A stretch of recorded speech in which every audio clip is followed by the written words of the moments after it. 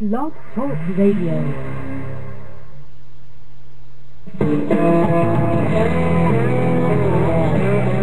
He took an oath to defend the Constitution of the United States of America.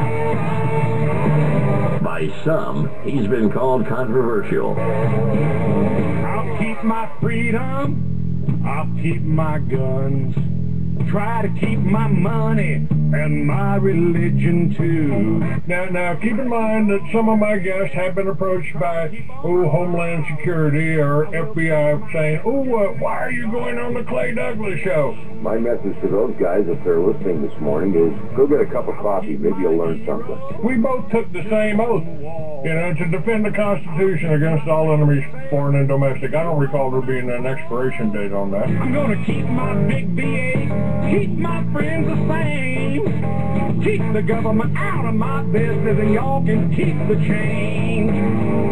He is the free American, Clay Douglas. We know what we need, we know who to blame. Catch the Free American Hour, weekdays at 7 a.m. Pacific, 10 a.m. Eastern.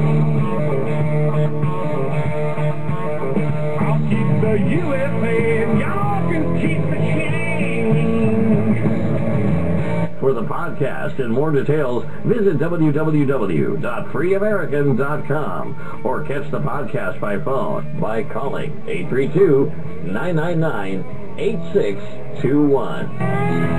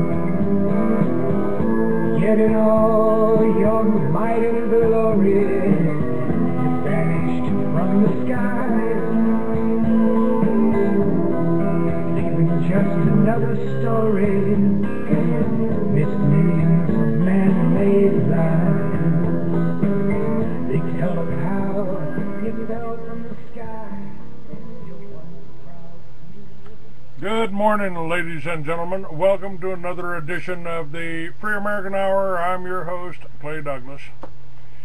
And my guest today, scheduled guest, is Bob Chapman. He's running just a little bit behind here, but we got time zones spread around, so we don't know for sure. He should be coming up here any minute here. But in the meantime, let me talk a little bit about this whole Iran situation. And we'll get Bob's input on that as soon as he gets in. Iran has always been the end game of the money powers' relentless drive to a new world order. After 20 years of mounting threats by the U.S. and Israel, an attack is on the horizon, imminent at worst. There's no doubt who is the aggressor here. Just imagine bombing nuclear facilities. A despicable war crime by all standards of international law, and far more importantly, an utter atrocity by human standards. All right, let me see here.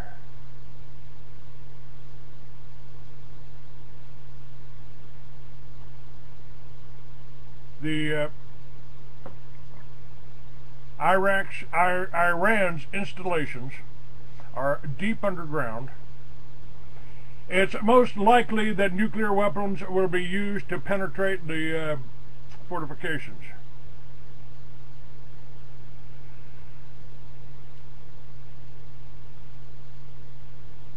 So the war, and remember the Tea Party, even the Tea Parties, wow, the Tea Parties, gonna be good for us, gonna be good for us.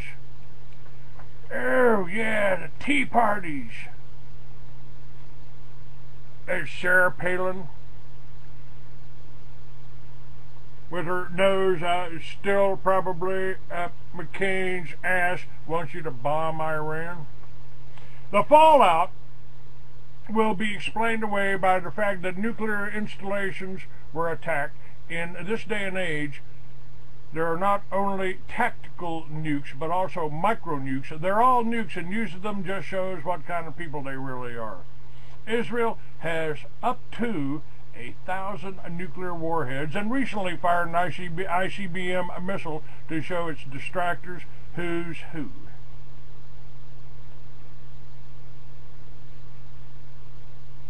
The idea that Iran would attack Israel is insane.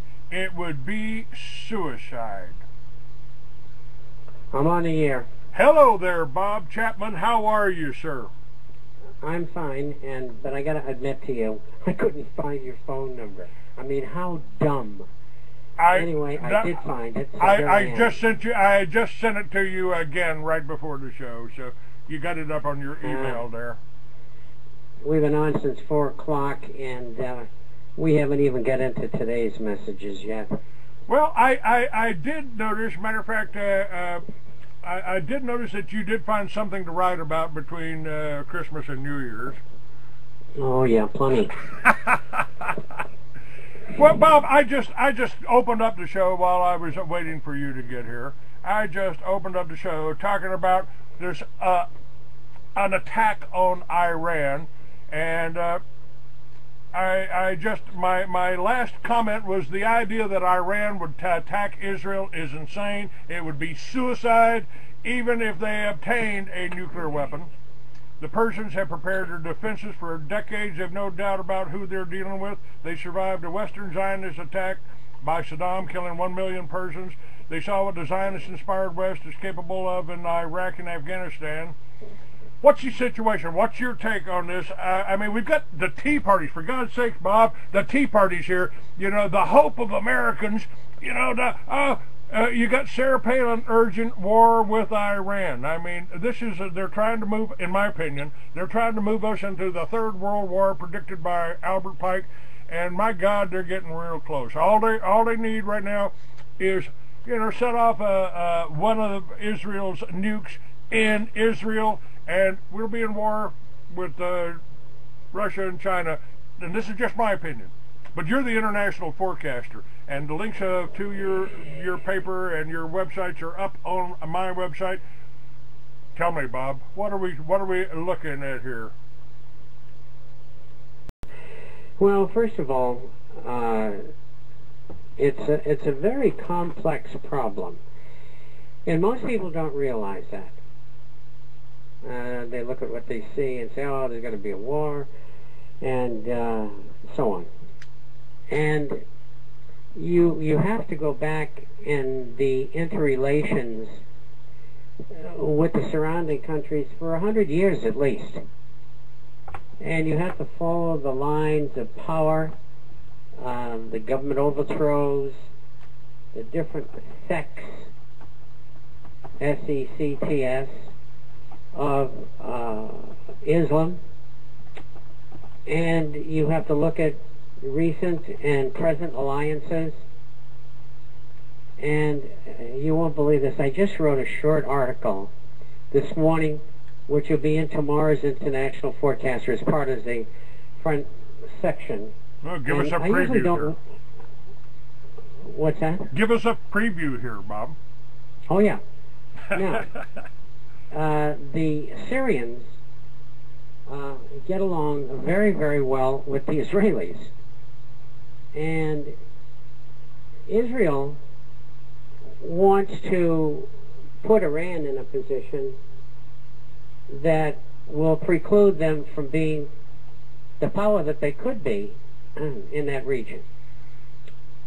But they know if they were to attack Israel, they would lose the relationship that they've got with Syria. Now, Syria has always been a very powerful country. Most of you wouldn't know that because you don't live in the Middle East.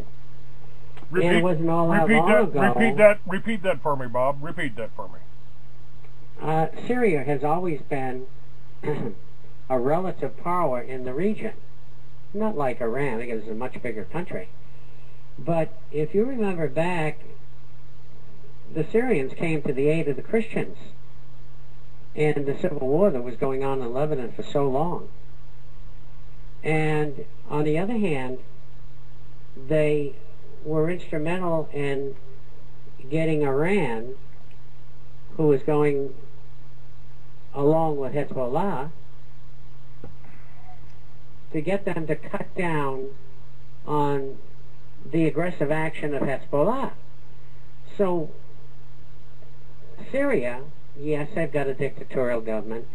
Is there any strong movement within the country of Syria to change that? The answer is no. There's always disgruntled people. Yes, they've got a good military, very good one.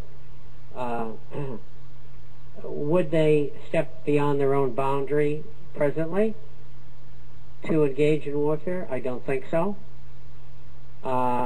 If the Christians had a problem again in Lebanon, I think that they would help them. They've tried to run down the middle of the road is what they've tried to do, and that's why they've had the relationship that they've had with Israel. To put this in some Iran context... is another matter because... Oh, go ahead. Go ahead, sir. I'm sorry.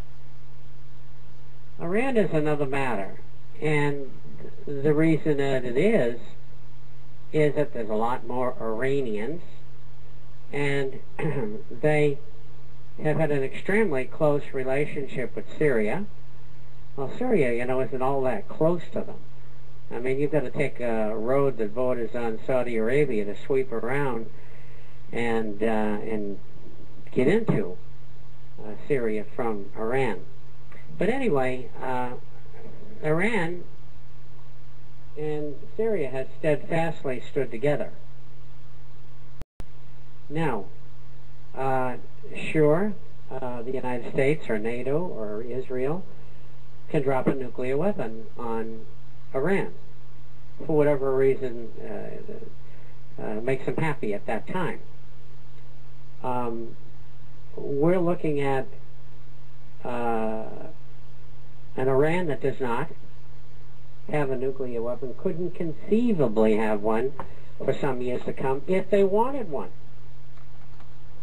Now, I think that the program in the Middle East is in part being pushed forcefully by one section of the leadership in Israel, along with the United States. Power expansion. And with expansion comes riches. You know, Alexander the Great went out and conquered everything and stole everything he got his hands on. And a lot of good it did. I mean, he died at 32 or whatever it was.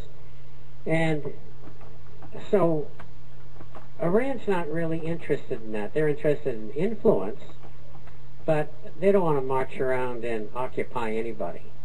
Nor do they want a war with anybody. They know their oil's going to run out in 15 years. So what are we doing here? What we're doing is setting up the last conclave country in the Middle East for strategic positioning. And the taking of Iran, or the control of Iran, will allow the United States and Western Europe to control the entire Middle East, because they turned everything else upside down except Israel, who's their buddy.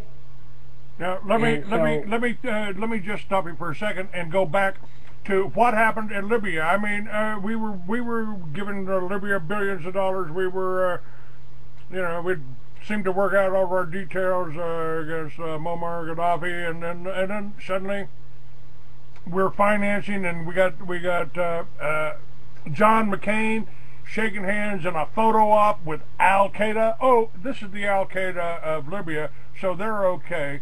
What the hell happened there? And it looks like they're trying to do the same kind of strategic psyops against Syria as well as Iran.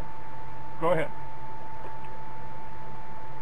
Well, as far as Libya was concerned, first of all, Gaddafi was smart enough. He had the goods on everybody, and that's a long trail. And he had 144 tons of gold. He also had the best oil in the Middle East and the second largest pool of oil in the Middle East. Water too. Don't And forget the so- water. Don't forget the water. Yeah, and he had 4 water aquifers there that could probably supply the whole Middle East. I don't know. That's a guess. Anyway, he had to go. He knew too much. They wanted the gold, and they wanted to take over the production of the oil so that they could screw everybody. And so he, comes up with a white flag and stands there and says, "I surrender." And after a fashion, they filled him up with lead. And that's the way these people work. And somebody was paid a handsome sum, in that part of the world, probably $10,000, to put a few of them in his head. And that's what the guy did. And so dead men tell no tales, as they say. And so what we're looking at is a situation where it was just outright criminal piracy, theft, whatever you want to call it, in Libya. Totally different reasons than they would have for pursuing Syria or Iran.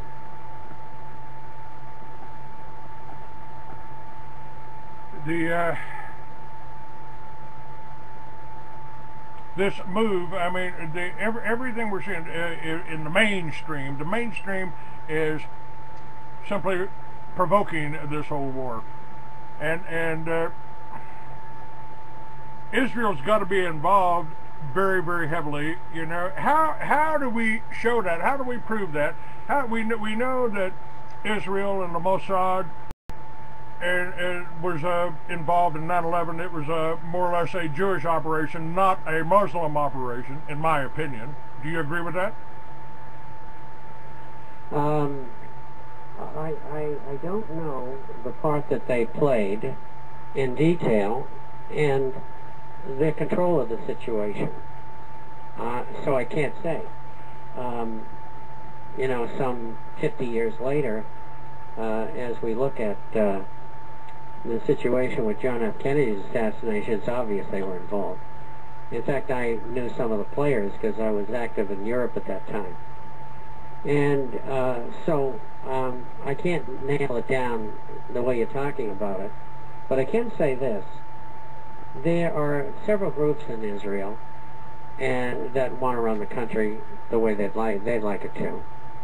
And the group that happens to be in power right now is the worst of the whole lot. And they want to have war. They want expansionism. They want to steal what they can get their hands on. They're nothing but a bunch of Nazis.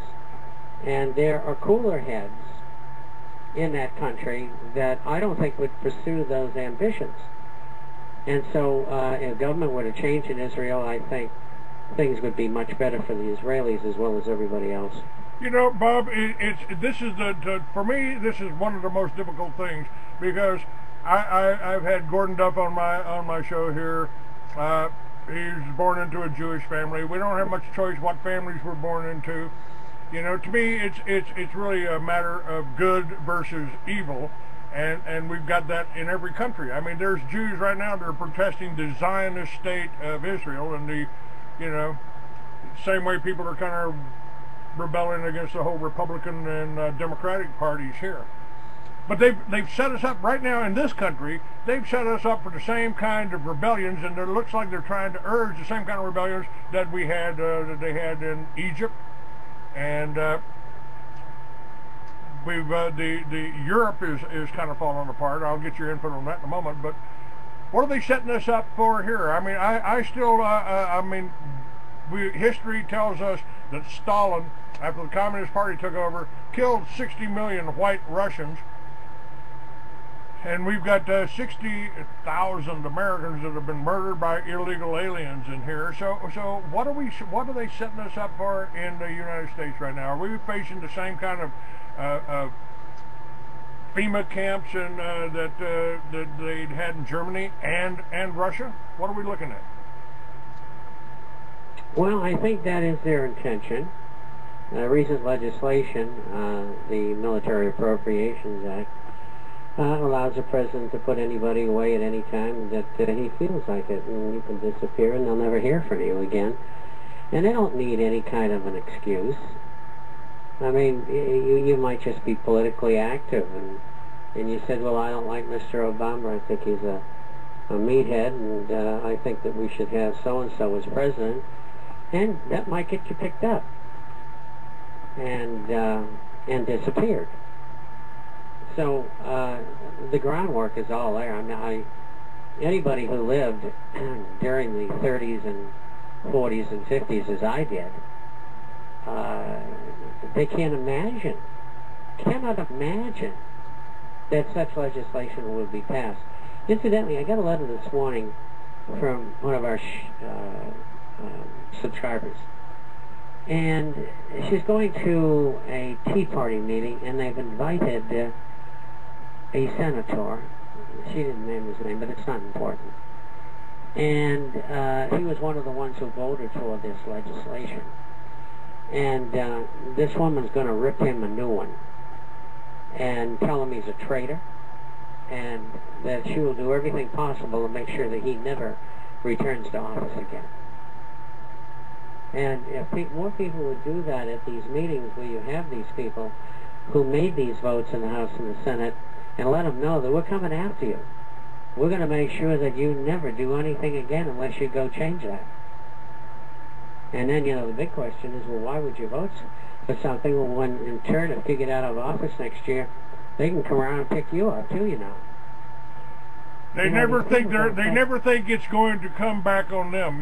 Sooner or later it does. I mean, I'm sure the head Nazis didn't think they'd be tried in Nuremberg, and I'm not sure they were tried fairly, but they still and what they got was opposing the New World Order. That's what makes me a little nervous.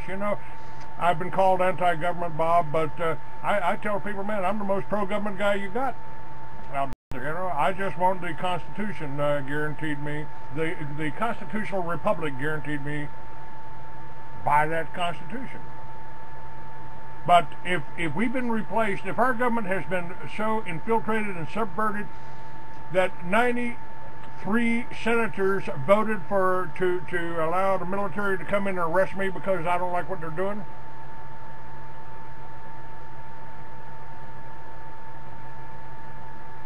is this they're going to come and get you.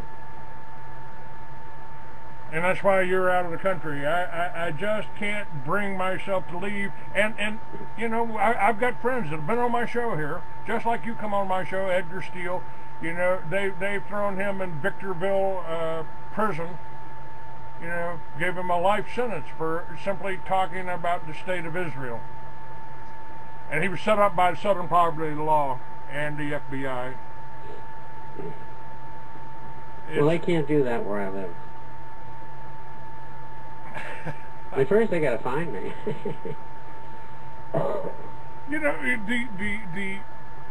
I've always wanted to find an answer. Years ago, I came up with the idea of Liberty Villages. I felt if we were living together in small groups, working together, growing our own food, generating our own energy, building solar panels. I mean, how much can you get sand for? Silicone. We could do this. America has done this before. I mean, we settled this country going out and building windmills and drilling wells out in the middle of the wilderness. Why can't we use that kind of thinking and restore the basis of every civilization as a self-sufficient family farm? Is that a viable answer? Is that taking back like our local government? Is that taking back like the townships and the counties? County sheriffs. I've been trying to promote county sheriffs. Sheriff Richard Mack is doing a convention up in Las Vegas this month regarding they're trying to raise money to bring all the county sheriffs out there. Is this a positive move? Is this something that can be done? Can we can we put veterans on our farms and ranches to help protect them in the event anything happens? And I also don't believe. First of all, it's a very good idea that he's having in the meeting. I guess it's mostly for law enforcement. Yes, sir. And